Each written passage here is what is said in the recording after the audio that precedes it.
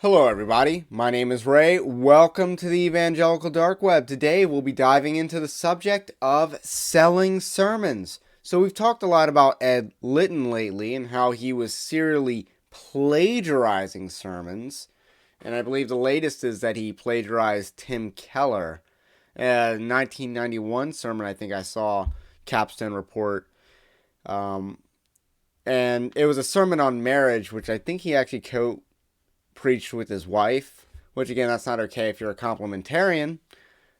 And the actually, credit where credit is due. Unlike plagiarizing J.D. Greer's sermon on Romans 1, where he was kind of taking something, he was plagiarizing elephant dung.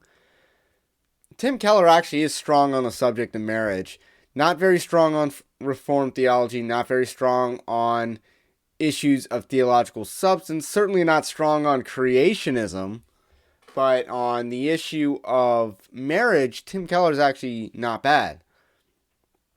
So, Ed Litton, I guess, was caught plagiarizing his sermon several years ago. Now, Ed Litton's a serial plagiarizer, right? But he's a small cog in an entire cottage industry of buying and selling sermons. So you can buy sermons and you can sell sermons. Now, we've talked about the issue of buying sermons. And, I had a stream with Pastor Troy Skinner about that subject. And, we talked about how it was a cottage industry. We talked about how it's generally unwise because those who are preaching other people's sermons generally or call into question their ability to teach. And that is one of the primary functions and qualifications for a pastor, the ability to teach. And Ed Litton clearly doesn't have that ability. Clearly does not have the ability to teach. That's why it's a plagiarized J.D. Greer. That's why he needs 8 people to do it. So, what about those who are selling sermons? We've talked a lot about the morality of buying sermons. What about those who are selling sermons? So let's talk about that issue. And I think we need to hold our horses on condemning people who are selling sermons. Because the person buying the sermon is not necessarily going to preach said sermon that they bought. Now, some of these websites are intended for that purpose. Some of them are intended for the purpose of buying sermons that you can then preach. And some of the material is clearly intended to insert little template items that you then preach. And you purchase basically a raw template that you just insert a few points into. But that's not necessarily all that it is. For instance, a pastor can sell their manuscript for their sermon. And there's websites that can do that. Mike Stone, who is the opposing candidate in the second round of the annual Southern Baptist Convention of 2021, the chief opponent of Ed Litton, the serial pastor plagiarizer, does sell his sermons on, I believe, sermonsearch.com. I believe is the website. So, Mike Stone is on the selling end of sermons, and Ed Litton's on the plagiarizing end of sermons. Or maybe he's buying them. It's irrelevant because he's preaching someone else's work and passing it off on it as his own because he clearly has the inability to teach. But what about the Mike Stone in this situation who's selling his sermons? Does he automatically assume that the person buying his sermons is then going to preach his sermons? Because after all, the way that he's selling a sermon is probably a manuscript. You're selling a manuscript. The manuscript is intellectual property. It has value of some sort, and he's selling it on, I believe, Sermon Search for $5.99, so $6. Is that wrong for him?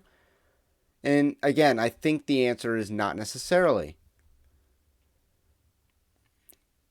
There are ways to buy sermons and have it be legitimate. For instance, You thought that someone knocked it out of the park on a particularly hard passage of scripture that you feel called to cover. So you buy someone's sermon manuscript who covered that sermon, and then you use that to help you write your own sermon. And you give credit where credit is due. Nothing wrong with that. And I think, that should be the purpose of being able to buy and sell manuscripts online. Is it the purpose? Is that what people are using it for? Now, I think with the advent of YouTube and the widespread archiving of sermons on like sermonaudio.com kind of renders this practice useless, because you can just watch their sermon and borrow, or if you have an impression, quote them, use their sermon in work with attribution, of course, that you like. So it's kind of an odd thing to even talk about because of how public everyone's making their sermons these days. It's kind of weird to still buy sermons. And it's also kind of weird to sell sermons because, again, you probably also have that same sermon on YouTube somewhere where they can just watch it, download it if they wanted to, and listen to it on their own and gather the points that they want to gather from your sermon anyway. So it's kind of a weird cottage industry, and I don't think we should get too dogmatic about adding to the list of sins that God has provided us, so to speak. And I don't think we should be dogmatic in asserting that something's a sin when it could be done without fault. So I think we need a little bit of caution in condemning those who are buying and selling manuscripts of sermons. And we shouldn't necessarily be dogmatic about this issue, because the issue is theft. The issue is theft, not necessarily plagiarism. That's a very academic term. But the issue is theft. And the other issue is deceiving others into passing off other people's ideas as your own. So we got theft and we got false witness. Those are the two issues at play. And if you're a pastor, the other issue at play is the inability to teach. That is something that's called into question when you plagiarize other people's sermons. So those are the issues at play. Not whether you're selling your sermons. That has nothing to do with your ability to teach.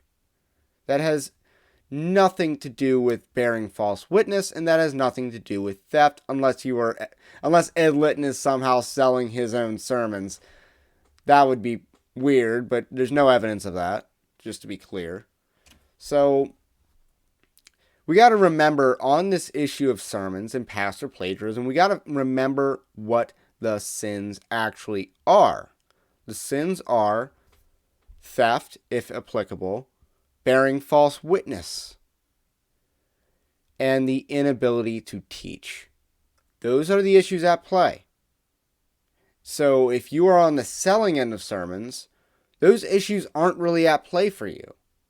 But if you're at the buying end of a sermon, you need to be careful, because those issues could be at play for you.